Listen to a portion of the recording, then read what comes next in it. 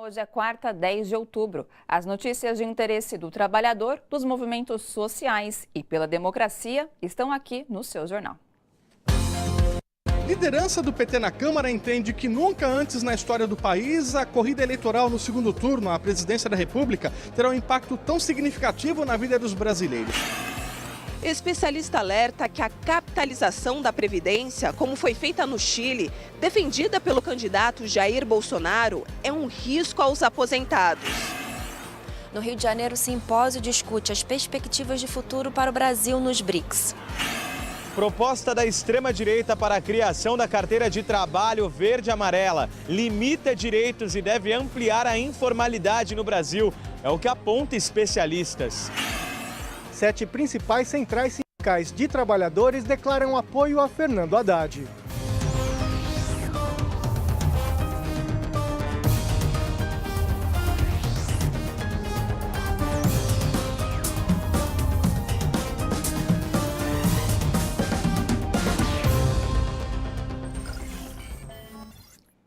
O ódio e a violência insuflados por longo tempo no Brasil ganham força com um candidato que sempre incentivou a intolerância, o racismo e as armas. Nos últimos dias, adeptos de Bolsonaro têm atacado e até matado quem consideram inimigos. O comentário é de José Lopes Feijó. O discurso do ódio e do preconceito, que foi estimulado no Brasil pela atuação irresponsável de uma parcela do judiciário e da grande mídia, continua fazendo vítimas. Agora na esteira do discurso do ódio dos apoiadores do candidato à presidência da República pelo PSL.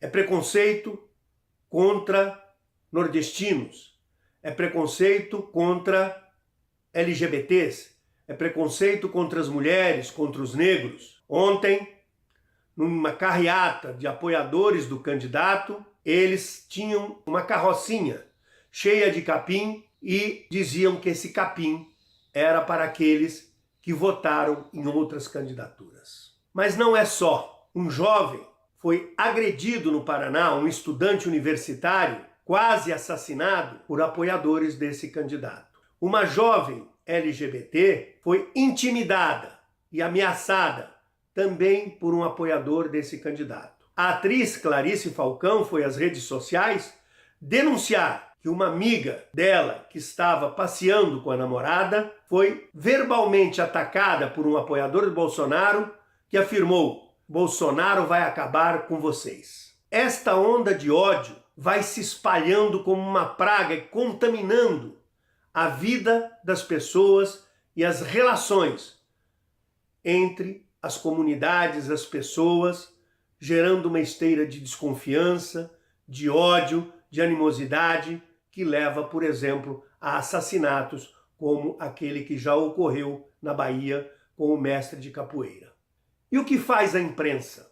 Num raro momento de coragem, uma jornalista da Rede Globo deixou claro que entre as duas candidaturas postas para o segundo turno, Fernando Haddad e Jair Bolsonaro, uma é da democracia e a outra defendeu ao longo da vida a postura do ódio e da ditadura e da tortura. Deve ter sido repreendida, porque logo recuou do seu comentário e disse que era bom que os dois candidatos assumissem compromisso com a democracia. Só que não. Nas suas primeiras declarações, o que faz o candidato do PSL? Diz que não vai ser Jair Paz e Amor, que é pauleira, que é guerra mesmo. E depois se justifica, dizendo que não é responsável por essa onda de ódio praticada pelos seus seguidores, que ele não tem nada com isso, que ele não tem como controlá-los.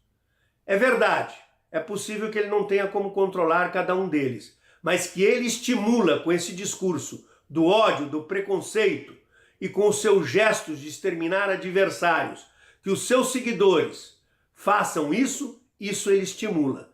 E é isto que precisa parar, é isto que precisa ser detido, porque é assim que o fascismo floresce e torna vítimas sociedades inteiras de um regime que destrói não só as relações sociais, mas também as relações econômicas e a vida das pessoas.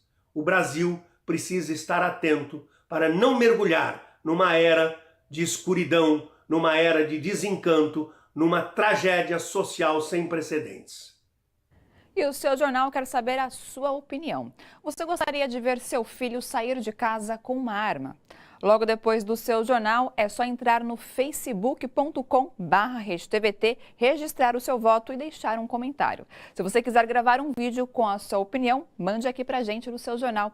O número é o 11 997 984 042 e funciona tanto no WhatsApp quanto no Telegram. E não se esqueça de colocar o seu nome, cidade e estado quando enviar o vídeo. Antes de dar o resultado final, a gente pode mostrar o seu vídeo aqui no jornal. E a executiva nacional do PDT, reunida hoje na sede nacional do partido em Brasília, declarou apoio crítico à candidatura de Fernando Haddad. O propósito é manter o Estado democrático e barrar a vitória de forças reacionárias e atrasadas, caso do candidato Jair Bolsonaro, do PSL. A liderança do PT na Câmara dos Deputados considerou acertado o acordo, que conta também com Guilherme Boulos, do PSOL. A reportagem é de Welson Kalinowski. O deputado Henrique Fontana, vice-líder do PT na Câmara, fez um balanço do que pode ser a disputa presidencial neste segundo turno. Para ele, a decisão de partidos como o DEM e PSDB de liberarem seus candidatos e eleitores a decidirem quem vão apoiar na sequência da campanha já era esperada e que o PT deve buscar aliados em legendas com ideologias e propostas de governo na mesma linha de defesa dos direitos sociais, como os partidos de Guilherme Boulos e Ciro Gomes. Evidente que as lideranças fortes, do Ciro Gomes, do Boulos, da própria Marina, elas são muito importantes que se agreguem a este esforço. Então nós vamos procurar, estamos procurando, e eu tenho uma expectativa muito positiva em relação a isso. Nós queremos compartilhar este governo com todos esses setores que defendem um processo de respeito à democracia brasileira. Fontana criticou a onda de violência na disputa eleitoral e lamentou a morte do capoeirista e educador Romualdo Rosário da Costa, o mestre Moa do Catendê, conhecido na Bahia por seu trabalho cultural e musical nas comunidades mais pobres. O assassino, eleitor declarado de Bolsonaro, teria cometido o ato por motivação política. As pessoas precisam avaliar isso, Quer dizer, o Bolsonaro representa um aprofundamento de uma escalada de ódios e de intolerâncias. O deputado petista citou ainda a onda de notícias falsas, as fake news, na internet e nas páginas sociais, como uma forma de propagação do ódio e da intolerância. O próprio início do debate de segundo turno, o Fernando Haddad propôs, por exemplo, um pacto para que não hajam mentiras e notícias falsas na internet, e ele reagiu ofendendo o Haddad, porque por que não pode ter notícia falsa na internet e a Justiça Eleitoral tem que atuar para isso? Porque uma notícia falsa pode manipular o resultado da eleição. Para Henrique Fontana, o eleitor precisa analisar o posicionamento de cada presidenciável com relação à agenda de retirada de direitos, como a reforma trabalhista, a lei de terceirização de mão de obra e a emenda constitucional do teto de gastos. Ele afirmou que já é possível verificar uma tendência no desempenho dos deputados federais de São Paulo nessas eleições. De 43 que votaram a favor da reforma trabalhista e que buscaram um novo mandato, 18 acabaram derrotados nas urnas, mais de 40%. Este dado mostra que nós temos que colocar para a opinião pública. Tem gente que votou no Bolsonaro no primeiro turno e é um trabalhador que perdeu o seu emprego, caiu no emprego terceirizado, perdeu 20%, 30% de salário e não sabe que o Bolsonaro votou naquele projeto que está prejudicando ele. Então esse tem que ser o debate racional de um segundo turno de eleições e é por aí que nós queremos ir, Defesa da democracia, defesa da pluralidade e uma pauta econômica de prioridade para a geração de empregos e para preservar os nossos direitos. O Ministério Público Federal em Brasília investiga o economista Paulo Guedes, guru do candidato Jair Bolsonaro. Guedes é suspeito de praticar fraudes em negócios com fundos de pensão de estatais. Em 6 anos, ele captou pelo menos R$1 bilhão dessas entidades. Guedes é o escolhido para assumir o Ministério da Fazenda em um eventual governo Bolsonaro. Paulo Guedes defende a famigerada reforma da Previdência e mudar a alíquota do imposto de renda para cobrar menos de quem ganha mais. E o futuro da Previdência Social e os direitos à aposentadoria dos trabalhadores está em risco. Com a proximidade do segundo turno das eleições presidenciais, o povo deverá escolher entre prosperidade ou retrocesso. A repórter Michele Gomes foi em busca de respostas. O que propõem os candidatos? Veja na reportagem. O programa de governo de Bolsonaro propõe para a Previdência Social uma opção: o sistema com contas individuais de capitalização.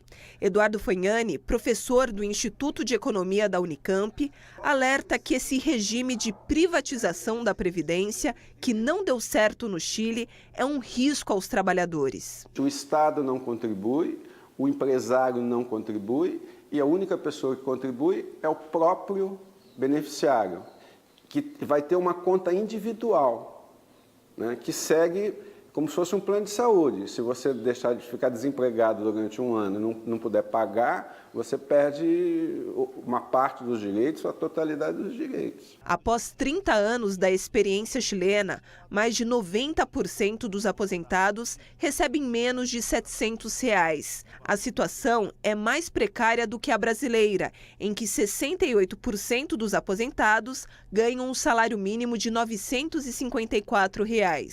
O especialista alerta que o principal risco desse modelo de capitalização é que o dinheiro do trabalhador pode desaparecer em ações na Bolsa de Valores. Como as instituições financeiras, elas pegam o seu dinheiro e fazem aplicações, podem fazer aplicações de risco.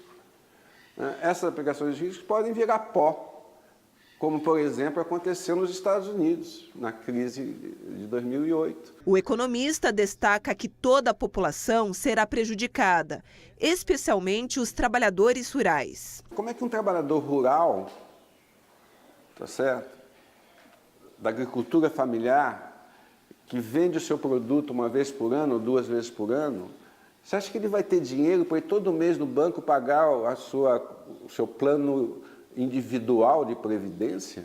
Seria muito difícil pensar numa contribuição individualizada dos trabalhadores na família. Se esse modelo de privatização ele for adiante, nós vamos ter uma tendência a uma dificuldade do acesso dos trabalhadores da agricultura familiar, do acesso à previdência. Para Fernando Haddad, candidato do Partido dos Trabalhadores, a solução para os problemas na Previdência Social segue na direção oposta à de Bolsonaro. Seu programa propõe o equilíbrio das contas através do aumento da receita, a criação de empregos, formalização das atividades econômicas e combate à sonegação. A questão da Previdência, ela tem 2 partes. Uma é a despesa, você tem que controlar o aumento da despesa, mas você tem também, tá certo? Você pode resolver com o aumento da receita. Se aumentar o emprego, aumentar o salário, aumenta a arrecadação e você equaciona o problema. Fognani alerta que o problema da Previdência não está no regime geral, que paga em média R$ 1.400 de aposentadoria. A Previdência tem privilégios, precisamos acabar com os privilégios, tá certo? Tá certo? Que é o juiz, que é o legislador, o legislativo, os grandes salários do serviço público. O especialista destaca que o modelo atual, consagrado pela Constituição de 1988, foi inspirado em experiências europeias que defendem o estado do bem-estar social, garantindo padrões mínimos de educação, saúde, habitação, renda e seguridade social a todos os cidadãos. É um modelo que não é seguro. O seguro é você só tem direito se você pagar. É a ideia da seguridade. A seguridade é um pacto social. Ele é financiado por 3 fontes. O próprio trabalhador, o empregado e o governo, através de impostos gerais. Depois do intervalo, a luta de uma mulher contra a violência institucional e na busca por justiça. Você vai ver já já.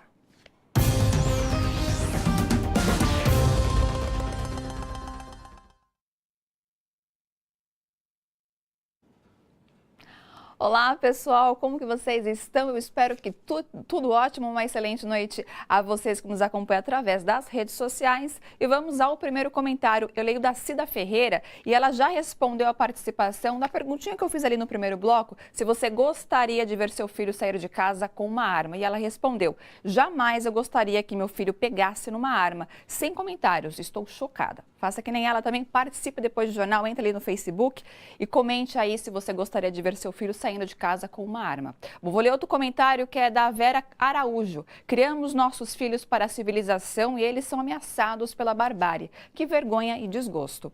O Francisco Chaves Trigueiro. Espero que os órgãos internacionais intervenham nesse fascismo aqui. Está saindo do controle. E a Ana Teixeira Lula. Aonde vamos parar com essa violência? Daqui a pouco eu volto com mais comentários. Não saiam daí.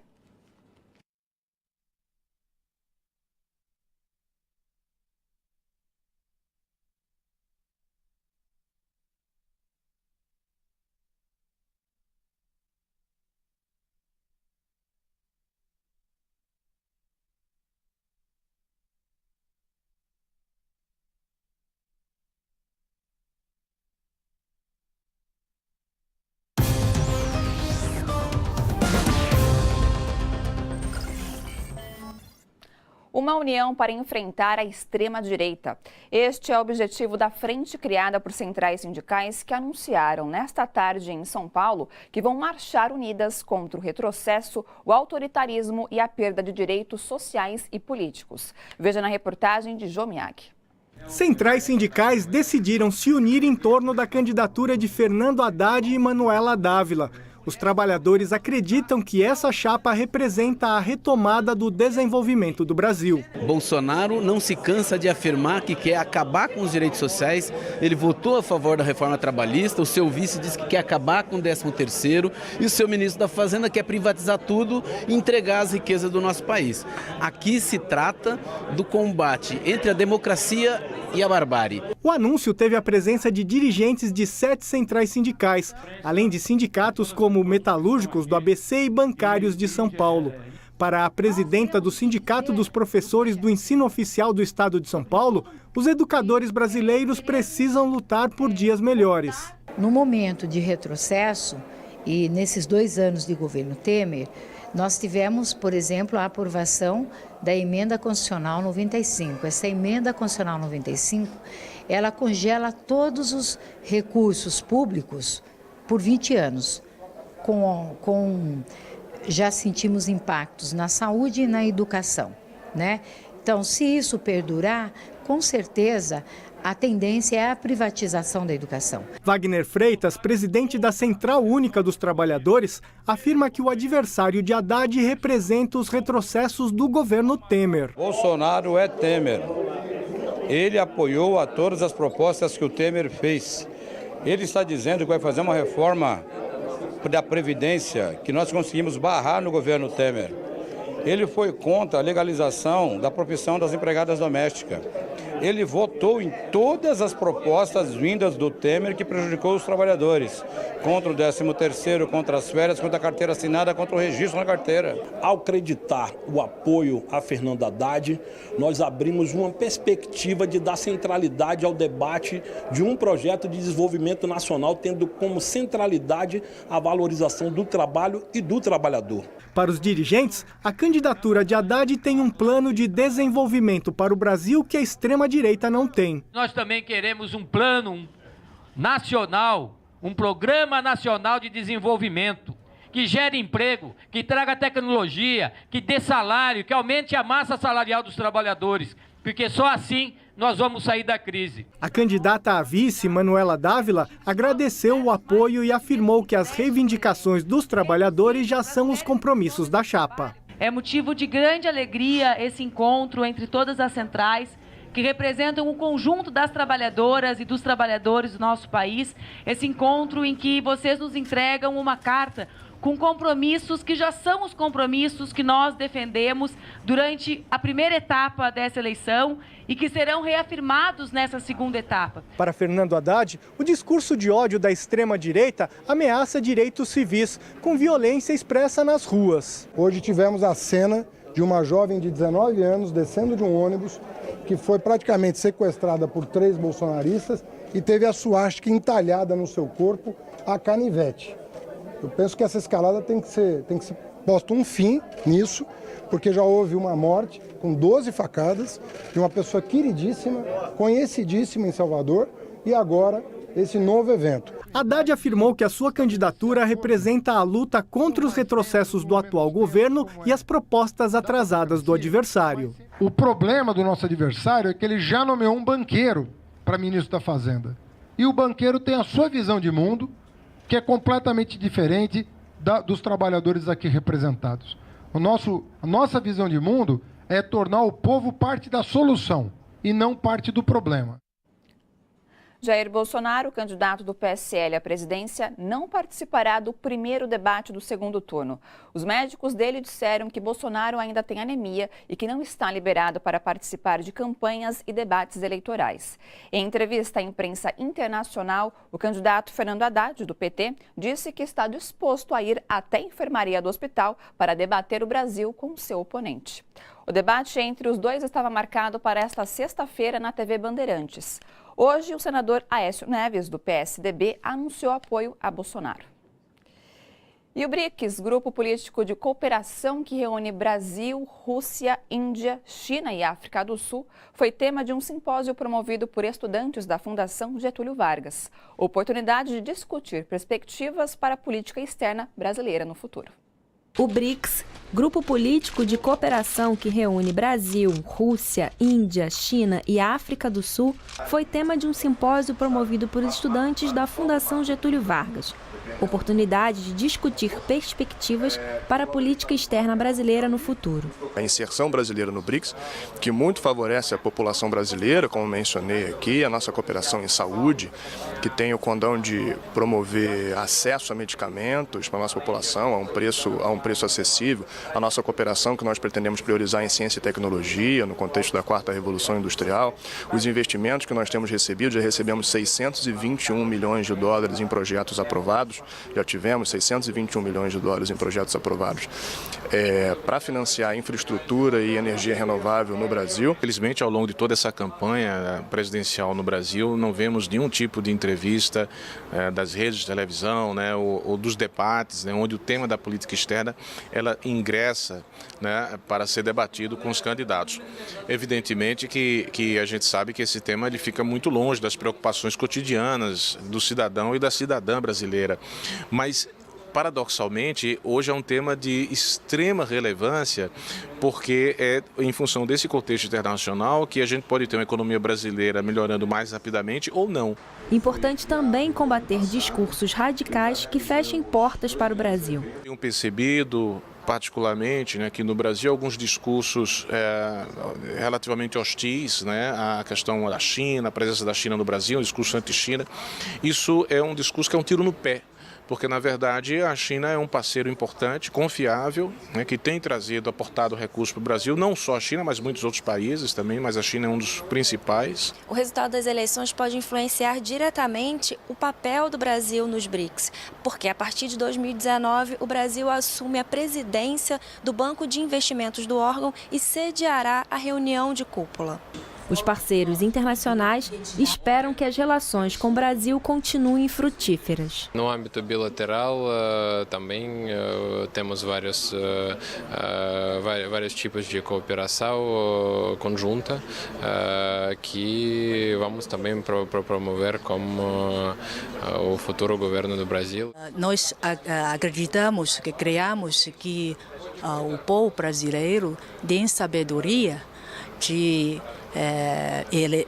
eleger o presidente que consegue chefiar o povo e o país para um futuro brilhante. E creio que no futuro as relações China e Brasil também vai andar normalmente e esperamos que o Brasil vai seguir um caminho de desenvolvimento rápido e desejo bem-estar do povo brasileiro. Foram 7 anos de luta até que a Justiça mantivesse a condenação do Estado pelos crimes de maio. Como ficou conhecido a chacina que tirou a vida de 564 pessoas no estado de São Paulo? As execuções foram desencadeadas por conflitos entre a polícia e o PCC, o primeiro comando da capital, em 2006. Entre as vítimas está Edson Rogério Silva dos Santos, morto a tiros durante uma operação policial quando voltava para casa após visitar a mãe em Santos, litoral de São Paulo. E a gente conversa agora com a Débora Maria da Silva, que é mãe do Edson e uma das fundadoras do movimento independente Mães de Maio. Boa noite, Débora. Seja bem-vinda aqui no seu jornal. Prazer em recebê-la. Eu que agradeço, Ana, por essa oportunidade, mais uma vez, de estar aqui junto com vocês. E é 12 anos, né? São 12 anos de luta, né, de você ver a justiça e a impunidade, né, infelizmente. E como que você avalia? O crime aconteceu em 2006, exatamente no Dia das Mães, né, Débora? Dia 12 de maio de 2006. Até hoje, né, dia 10 de outubro de 2018, como que você avalia todo esse processo? É um processo muito moroso, né? A justiça ela é muito tardia, né? A justiça, selando essa impunidade perante os agós dos nossos filhos, acaba também matando 4 mães de maio, né? A gente perdemos uma agora dia 3 de maio. Agora recente. Isso, então é a mãe da grávida de 9 meses, né? Então a gente tem um movimento assim meio deslacerado. Acabou vendo os culpados não sendo punidos, infelizmente. Sim, acaba a punição acaba sendo nós mães, né, que recebemos, né, o selo da impunidade feito pelo judiciário, que tem uma parcela de culpa. E Débora, eu até comentei um pouquinho no início, né, da apresentação, o Rogério, ele foi até a sua casa te visitar, o Edson, desculpa, ele foi até a sua casa te visitar e aí depois daquele dia você nunca mais ouviu, só recebeu mesmo a notícia do que tinha acontecido. Como que foi esse momento? O Rogério, ele teve no Dia das Mães comigo, né, e depois foi embora, né, ele tinha acabado de comprar uma casa para ele, né. Ele estava todo feliz e ele estava de atestado médico e ele não ficou em casa no domingo. Ele tinha feito uma cirurgia, né? Ele tinha feito uma cirurgia, estava com 15 pontos na boca, mas não entregou atestado médico, né? Uhum. Ele foi trabalhar porque ele tinha medo de ver um salário mínimo para defender um salário mínimo de um gari, mas era um serviço digno para ele, era um trabalho digno que é uma das categorias invisíveis, né? Que muitas vezes a gente não percebe, né, aquela pessoa para dar um bom dia. E é o caso do meu filho, né? Ele era uma pessoa muito cativa e quando ele vai visitar, que ele vai pedir R$10 para colocar a gasolina na moto, que ele ia retornar, porque ele foi em casa só pegar o remédio. E ele recebeu uma abordagem policial após faltar gasolina na moto dele e essas mesmas viaturas que abordaram ele, com certeza, executaram. E eu vejo que você trouxe uma bandeira, Débora, se você quiser mostrá-la para quem está em casa, essa é a bandeira que vocês, sempre está com vocês, né, ali no movimento. Sim, a gente agora acrescentamos a mãe que faleceu, né, por favor. A gente acrescenta uma mãe que lutou tanto pelos nossos filhos, sim, né, e hoje ela faz parte dessa estatística, infelizmente, né. São todas as vítimas dessa chacina. São todas as vítimas da chacina, mas também tem os desaparecidos, né? Sim. A gente tem os desaparecidos que a gente não tem resposta, né? E são 12 anos sem resposta. O Estado não dá uma resposta e a gente clamamos agora para... O Estado não teve competência pelas essas mortes, a transferência da incompetência do Estado para a parte federal. O Brasil tem que dar uma resposta para nós. Exatamente. Em relação à justiça ter condenado o Estado a algo que já estava sendo arrastado por vários anos, como que você avalia esse processo e a questão da indenização, né, que acaba sendo algo muito irrisório diante de todo esse seu sofrimento, Débora? E a questão de você não poder receber, né, porque tem ainda mais esse impasse, né? Bom, até a citação perante a intimação da Defensoria de saber do resultado, né, foi meio camuflado, né? Isso saiu em 2000 e... Saiu agora, saiu agora, né? Foi o Supremo Tribunal de Justiça, ele condenou o Estado na terceira instância, né? E a gente não fomos notificados Foi uma pesquisa que acabou descobrindo que o Estado tinha sido condenado. Veja bem, o Estado escondeu, maquiou mais uma vez, né? A gente acreditamos que era para blindar, né, o governo por causa das eleições. E a gente recebe essa notícia de uma confirmação, de uma apelação da Defensoria, que é inaceitável, como que uma indenização por danos morais, que um Estado ele dá uma indenização com 1/3 de um salário mínimo, que é tipo de uma mesada que ele dá para um filho, o juiz dá para um filho, ou dá para um neto, né, um descalço, para você ver como a carne negra, a carne pobre é a mais barata do mercado. Só que a carne do meu filho, o corpo do meu filho, o Brasil não tem dinheiro suficiente para pagar, e não, a gente é ingovernável, principalmente quando vai cair agora em precatória. Então você não vai receber, jamais. E outra coisa, o sangue do meu filho, ele não vale essa indenização. A indenização, para mim, é simbólica para avançar no crime. Porque agora, se tem uma indenização por danos morais, a gente queremos avançar no crime.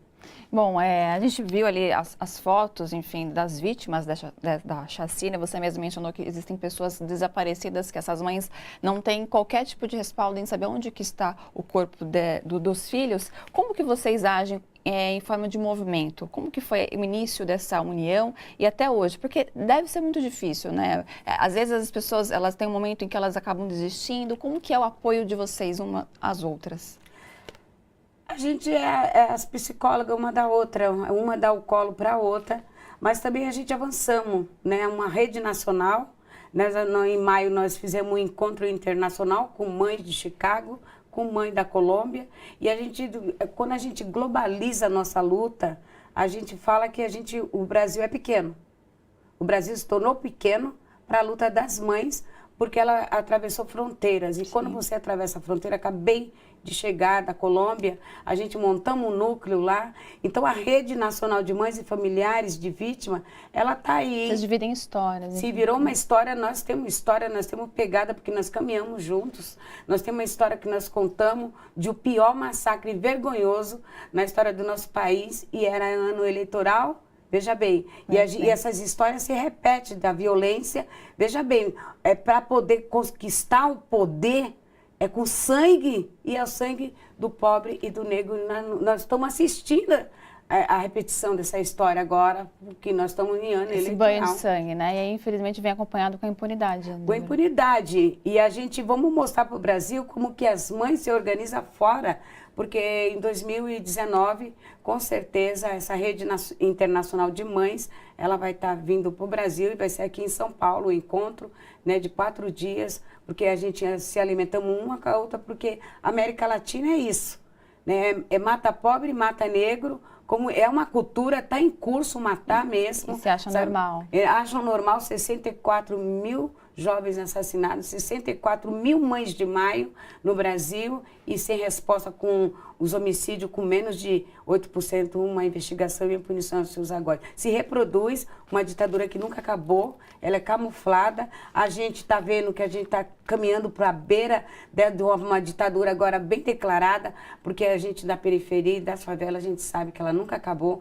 porque o Estado é muito presente não em aplicar políticas sociais, mas sim na opressão, no extermínio, na tortura e no desaparecimento forçado. Bom, Débora, eu não consigo imaginar a sua dor, mas eu te parabenizo, viu, pelo trabalho, porque deve ser muito difícil o seu trabalho e de todas as outras mães envolvidas no movimento. Obrigada pela participação.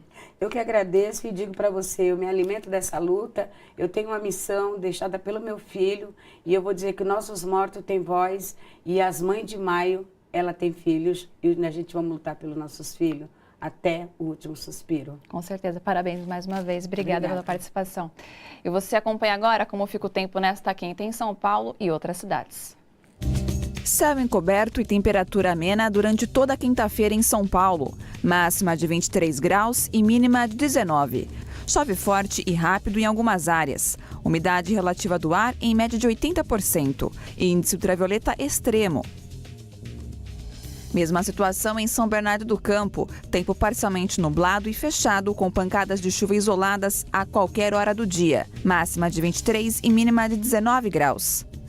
Já em Mogi das Cruzes, o dia permanece encoberto sem aberturas de sol. Previsão é de chuva localizada a partir da tarde. Máxima de 22 graus e mínima de 19. Em Brasília, predomínio de sol forte e tempo abafado, sem previsão de chuva. Máxima de 31 e mínima de 18 graus. Duas pesquisas para presidente divulgadas hoje mostram números bastante diferentes. O Datafolha aponta Jair Bolsonaro com 58% das intenções de voto contra 42% de Fernando Haddad. Já o Instituto Ideia Big Data mostra Bolsonaro com 54% e Haddad com 46% das intenções de voto. E depois do intervalo, os apelos pela democracia e contra a violência no Brasil e no mundo. Você vai ver já já.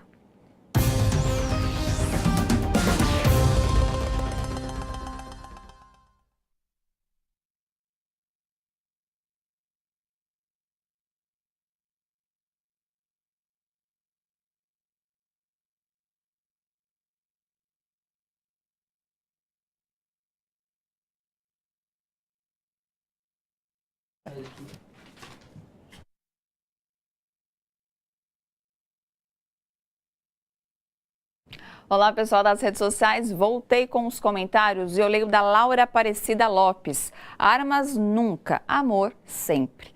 E a Ney Martini, a ditadura nunca acabou, ficou escondido nas mentes dos fascistas que hoje estão querendo poder para voltar a agir. E a Lívia Mara Malaquias, dizem o gigante acordou, mas a periferia nunca dormiu. Daqui a pouco eu volto com mais comentários, não saiam daí.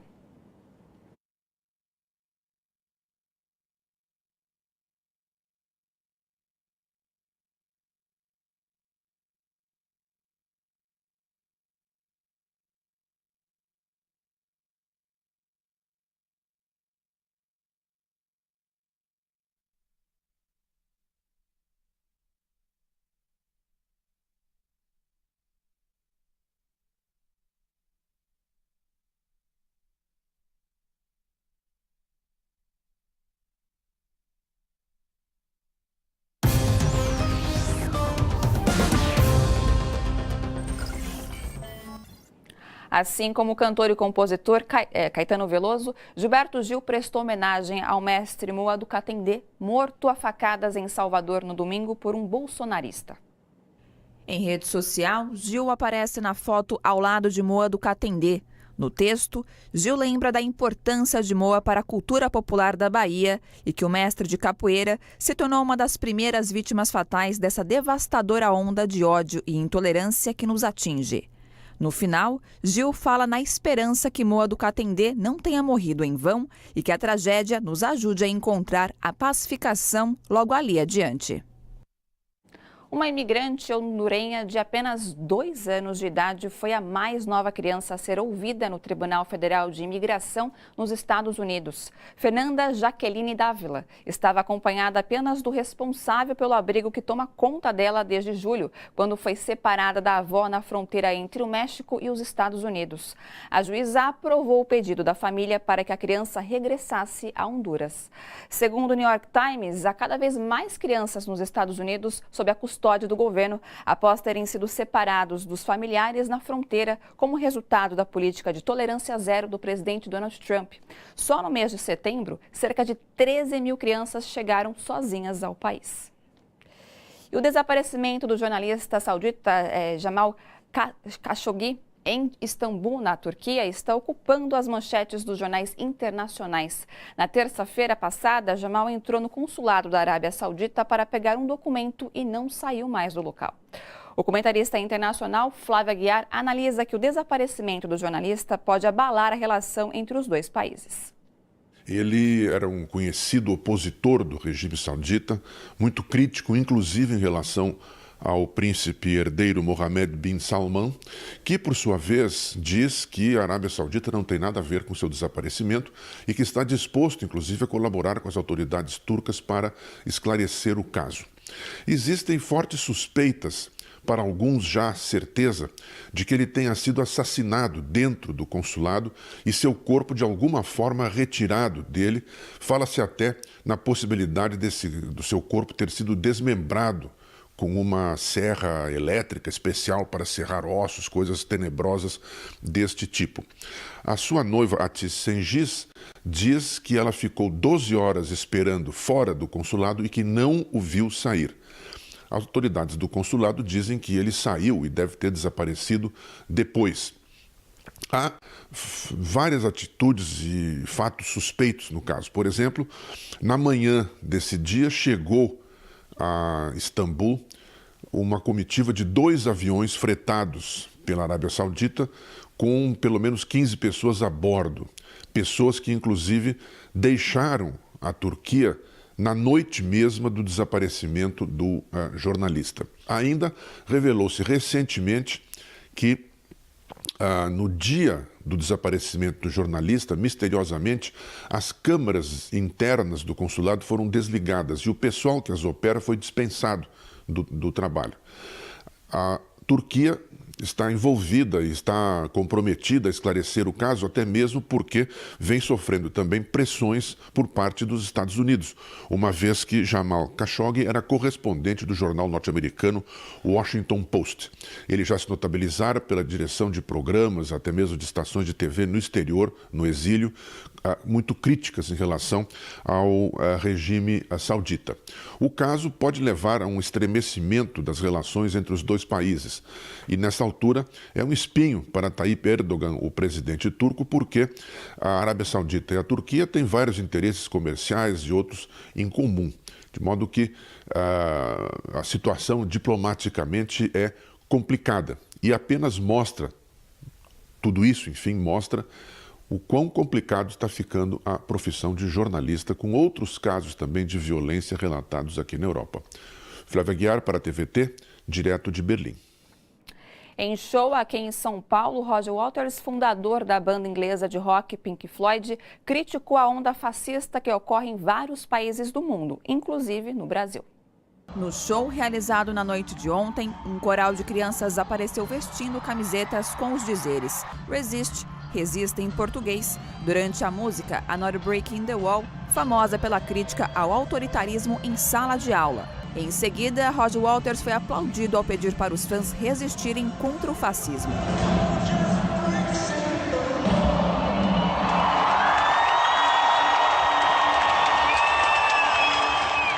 O líder do Pink Floyd também exibiu no telão uma mensagem de alerta.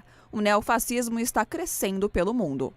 Além da frase, apareceu uma lista de políticos de diversos países que, segundo o cantor, representam táticas fascistas, como o presidente americano Donald Trump e Jair Bolsonaro, candidato à presidência pelo PSL. No fim do show, a frase "ele não", usada durante um movimento de mulheres realizado na semana passada, surgiu no palco. A turnê de Roger Waters é caracterizada por críticas políticas, comum na carreira do cantor. A CNBB condena as notícias falsas e defende o voto pela democracia. O secretário-geral da Conferência Nacional dos Bispos do Brasil, Dom Leonardo Steiner, disse que os padres devem falar sobre democracia. A declaração do líder católico reforça a nota divulgada pela CNBB, que reprova o voto em candidatos que pregam a violência e a discriminação de mulheres, negros, índios e pobres. E o seu jornal quer saber a sua opinião. Você gostaria de ver seu filho sair de casa com uma arma? É só entrar no facebook.com/RedeTVT, registrar o seu voto e deixar um comentário. Se você quiser gravar um vídeo com a sua opinião, manda aqui para o seu jornal. O número é o 11 997 984 042 e funciona tanto no WhatsApp quanto no Telegram. E não se esqueça de colocar o seu nome, cidade e estado quando enviar o vídeo. Antes de dar o resultado final, a gente pode mostrar ele aqui no seu jornal. E para assistir as reportagens do seu jornal e também os outros conteúdos produzidos pela TVT, é só acessar o nosso portal. O seu jornal termina aqui. Boa noite a todos e a todas. Até amanhã e a luta continua.